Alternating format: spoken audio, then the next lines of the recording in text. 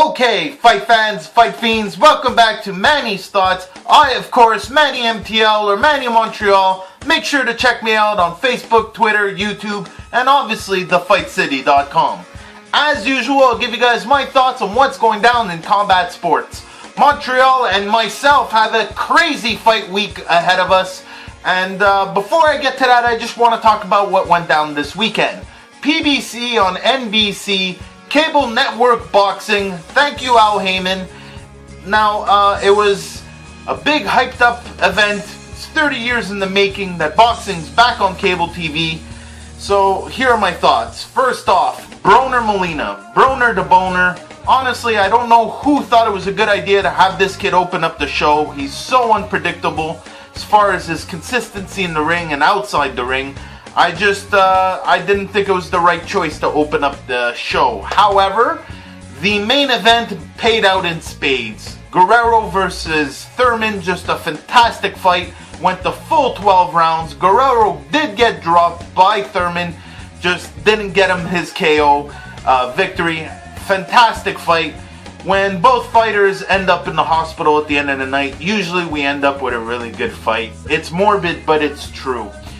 Thank you, Robert Guerrero and Keith Thurman. Tremendous performances from both of you. Keith Thurman is equal parts heart and skill.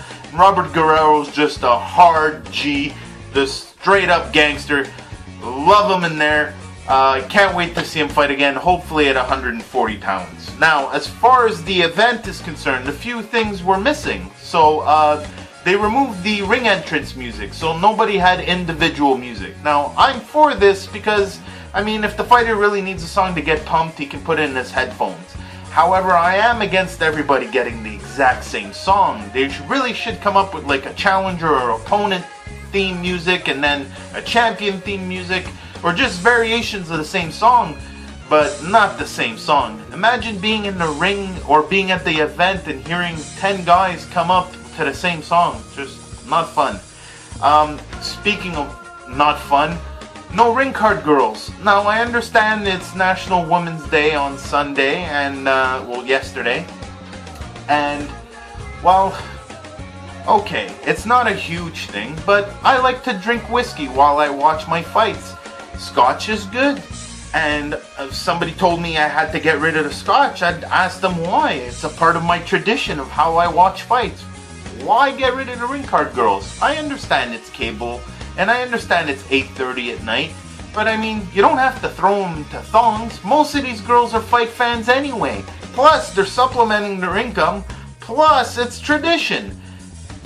Anyway, I digress. Another thing that was missing, the belts. No belts. No mention of the belts. No belts in the ring.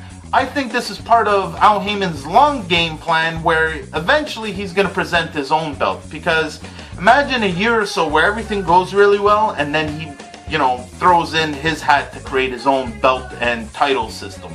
I think it might actually work. Now, I'm not exactly, when you talk about throwing in an extra letter in the alphabet soup that is the title situation at the moment, it sounds like a bad idea. However, if you throw in the fact that it would be Al Heyman doing it, and if they kept it honest and legitimate, who knows? Maybe a dominant belt is what we need. Now, so belts, no girls, no music, no commercials. Now, other than Corona, which has always supported boxing, thank you Corona, and other PBC ads for other fights or fighters coming up, there wasn't much advertising. Now, I thought this was a little weird. Hopefully they got enough ratings from this actual event so that the next one we get to see some Doritos and Gatorade and all the other stuff. Now, Montreal, St. Paddy's Day week. My oh my, is it gonna be crazy. Hopefully we make it to Monday and we don't burn this mother down. It is gonna be a crazy fight week in Montreal. First off, I am gonna be at 2 live events. I got to hang out at one of the best gyms in Montreal, and there's 4 fights in all for me to talk about. Just crazy week, so let me get started. First off, I got to hang out at Tristar to check out a couple dudes, which I will mention a little further on in the show. One in particular, Xavier Louis, who will be having his second pro fight at RivalMma's first MMA event this Friday, March the 13th at Verdun Auditorium. It's 15 minutes away from everything. The metro's right there. You couldn't ask for a better venue or a better card. These guys have stacked it from end to end. It is going to be a fantastic night of fights. Just plenty of young talent on there. $40 to $100. Pretty sure that baby's already sold out. However, if you know someone, hit them up for tickets because it's going to be worth it. Imagine all the heavies and stars of the MMA and combat world in Montreal hanging out on a Friday night. And it will be a very popular night because the following night in Montreal we have an HBO event, Pascal versus Kovalev. So expect to see a few more people at the Rival MMA event. Now, so I got to hang out at Tristar to check out Xavier. Now, Tristar is just the stable of stables. It's the mecca of fighting when it comes to Montreal. And honestly, it's just talent after talent, name after name in that place. Just insane. The great thing about getting to hang out in these gyms and meet these young talented men and women is that you get to see fights that would ordinarily never happen. Now, I'm not going to mention any names. My lips are sealed. However, I got to watch two champions of two different companies spar. Man, is that fun. It is a crazy gym, just filled with talent and filled with coaches with desire and interest in making everybody their best. That being said, Saturday night we've got UFC 185. Now this has a Montreal connection because this is the last UFC pay-per-view before UFC 186 that's going down in April in Montreal. And on the undercard we've got plenty of Canadian talent. We've got Sam Hansa Stone Stout and the walking Head and Shoulders commercial Elias Theodorou on that card. Now the one connection to all of this I want to bring up is a young man named Joe Duffy, the notorious Joe Duffy. Notorious as of late because people caught on to the fact that he's the one that beat the one, well, the notorious one, Conor McGregor. Now, ordinarily, that's a pretty nice feather in your cap. Now, Conor doing the things that he's doing in the UFC, which I tremendously respect, because you can tell he has genuine interest in improving his craft, is doing big things in the UFC, and the UFC recently just signed Joe Duffy. Now, Joe Duffy's interesting more than for the reason that everyone thinks. You see, obviously, it's interesting that he beat a emerging Conor McGregor, even Conor McGregor's first fight, and admittedly, he caught him. So, since then, Conor McGregor has improved by leaps and bounds, but everyone neglects to mention that Joe Duffy's done the very same. Not only has Joe Duffy improved, but he's done it here in our town in Montreal at Tristar gyms with the finest of the fine. He's got the best coaching. He's got the best trainers. If you don't think this kid's evolved, get ready for Saturday night. He's going to show Dallas, Texas what it's about. Joe Duffy, mark my words, if that kid's training there, and he's got people that I know supporting him, there's a reason. So, that leads me to more Saturday night news. HBO's in town. Thank God.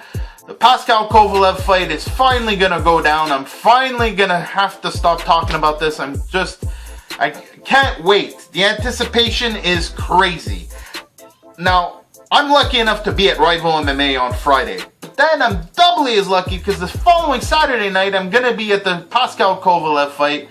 Just a fantastic night of fights. We're finally going to get our answer. Is Pascal all talk or is he for real? Is Kovalev the crusher that everyone assumes he is? We're finally going to get these answers. I'm finally going to get these answers, and we're going to get a little finality to this ongoing saga that is the trio of Adonis, Pascal, and Kovalev. So I'm hoping Adonis will be in the crowd, and speaking of being in the crowd, so will I be. So tell you what, at Rival MMA or at the Pascal Kovalev fight, if you guys are there, go ahead, hit me up on Twitter. I'll be more than happy to say hi.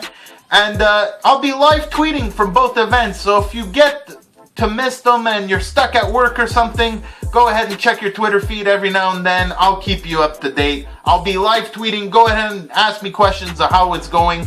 It's just going to be a crazy weekend of fights. It's St. Paddy's Day weekend in Montreal. Everyone's just going to be drunk and crazy on fights. just going to be a crazy time in Montreal.